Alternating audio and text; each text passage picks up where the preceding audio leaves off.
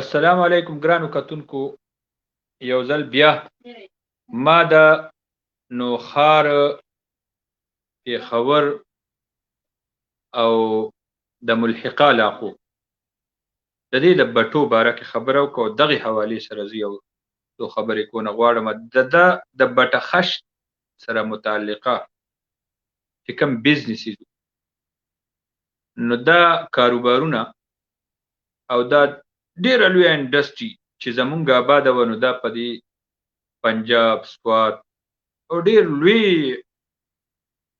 فیلډ دی راګیر کړی او د ډېر وخت نه د پی آر پېښور خاص کر دا زمونږ چې دا کوم علاقې دي دا ټول په پېښور باندې یادېږي. نوښار او پېښور او پنجاب کې به د دې خښتې نه علاوه ډېر کمې دا لوکل بټو خښته استعمالېده. نو په کاروبار معاشي جنګ دی. نن سبا په دنیا کې خو چې کوم جنګ کېږي هغه معاشي دی. ما بله سوچ کولو نو ما ویې دا خپل ملګرو سره به هم دا خبره شیر کړم او دا به د انډسټري سره چې کوم تړلي خلک دي، سټیک هولډر، دا خبره به هغوی سره هم شیر کړم.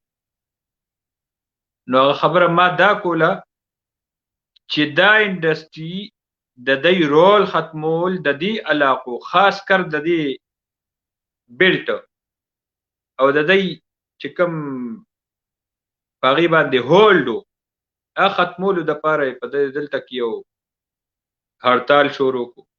د هغې د وجې نه ټولې بټۍ بندې شوې. بټو سره تړلي چې کوم خلک هغه هم بېروزګاره او د هغوی د کورونو ټولې دا بندې شوې.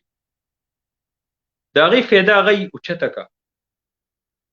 تېرو ورځو کې زه ولاړم او د پنجاب طرف نه ډېر غټې غټې ډمپرې را روانې وې، پکې خښته وه. د سوریا خیلو سره یو هوټل کې ولاړم. نو هلته چې مې معلومات وکړو وایي دا خو پنجاب نه خښته راځي. مې ولې؟ نو دلته وایي بټۍ بندې دي. نو مې بټۍ خو شروع شوي دي. وایي بټۍ بندې دي او هلته مې دا خو خښته به زمونږ تله. ما چې په دې خبره ډېر زیات سوچ وکړو نو مې دا معاشي جنګ دی او ډېر لوی صنعت یې ترېنه قبضه کړو. نو دا خو کاروبار دی. دلته ورسره خلک وتړلی شو. د هغه ځای چې کوم پیداوار دی هغه خاوره به هم چیک شي، هغه خلق به هم چیک شي او هغه خښته ده. او دا خښته او بټۍ دا شیز دی چې بیا پې همدقه ټاپې لګي. څوک یې چاته ښکاري چې څه دي، خو که دغه بټو د پنجاب د میرو د بټو دا کار او دا خښته دې خیبر پښتونخوا ته راتګ شروع شول او راځي، نو زه به دا ووایم چې دې بټو په احتجاجي په دې د احتجاج او د هړتال او په دې تحریکونو کې هغوی څه وصولولو په ځای ډېر لوی نقصان وکړو او هغه نقصان خمیازه هغه به دوی ته لږ وروستو پته لګي او دې عوامو ته هم ده چې دی به د پنجاب نه دا یو رواج چې شروع شي وایي به چې خښته راځي بس ما ته خو ارزان شی پکار دی. دلته دی همغه زوړ ریټ باندې خښته نه ورکوي. نو ظاهره خبره چې په مارکیټ کې یو شی ګران شي نو دلته به خلق د هغې د ارزان شیزه هغه به تکل کوي. غټ غټ ټیکېداران دي خو د لکونه لکونه خښتې پکاري. نو هغوی به هلته نه راوړي او په داسې حالاتو کې په داسې نقشه باندې په داسې طریقه باندې دا مارکیټ به د دی نه قبضه شوی دی تقریبا او نور به هم قبضه شي. زما د خبرې مقصد دا و چې دلته کوم دې انډسټري سره تړلي خلک دی. تاسو یقین وکئ زما زړه په دې ولې خفه کېږي. دا پېښور، نوښار، دا ګیر چاپېره چې کومې علاقې دي د دې خاوره دا به په ټول ملک کې خرڅېده او دا خاوره مشهوره وه او د دې ځای خاورې چرچه به وه. د دې ځای د خاورې پخې خښتې او دا به چرچه وه، خو هغه په ډېر چالاکۍ سره او په ډېر افسوس مقام دی چې هغوی هغه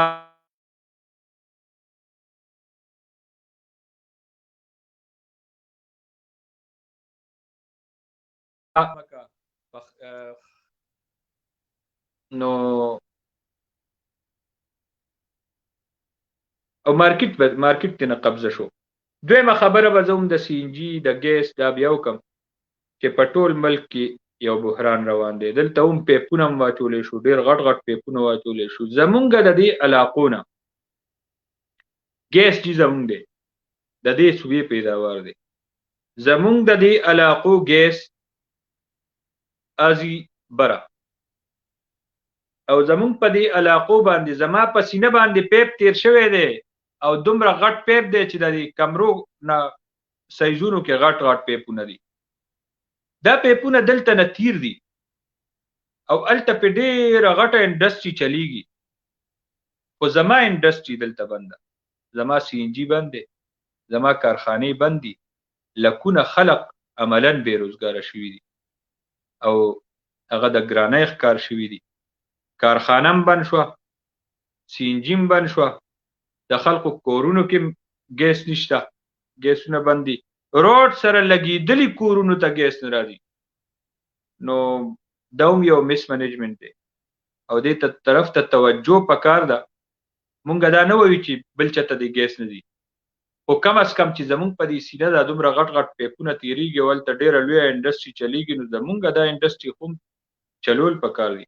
څه وخت پس که دا حالت وي نو دا کارخانې او ډېر غټ غټ دا سی ان جي پمپونه چې دي نو دا به هم پټرولو ته وړي.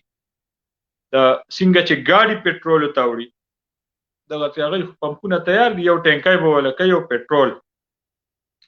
نو د هغوی معاشي جنګ هغه عملا عوامو ته د دې نقصان را رسي، او خاص کر زمونږ د دې بیلټ خلک، زمونږ د دې علاقو خلک هغه د دې ښکار دي. نو مونږ به خپلو مشرانو نه گزارش کوو، ریکویسټ کوو چې خدا را یا څنګه تاسو پیپونه هر څه دومره غټ غټ واچول، د دې دپاره هم صلاح عمل جوړه کړئ چې مونږ ته دې علاقو ته ګیس هغه وافر مقدار کې میلاویږي. دغه څو خبرې مې وې، ملګرو پکې ټلیفونونه مې کول، خو دا ډېره ضروري خبره ده دې بټو حوالې سره، او ما ویې تاسو سره یې شیر. ډېره ډېره مننه. الله په امان.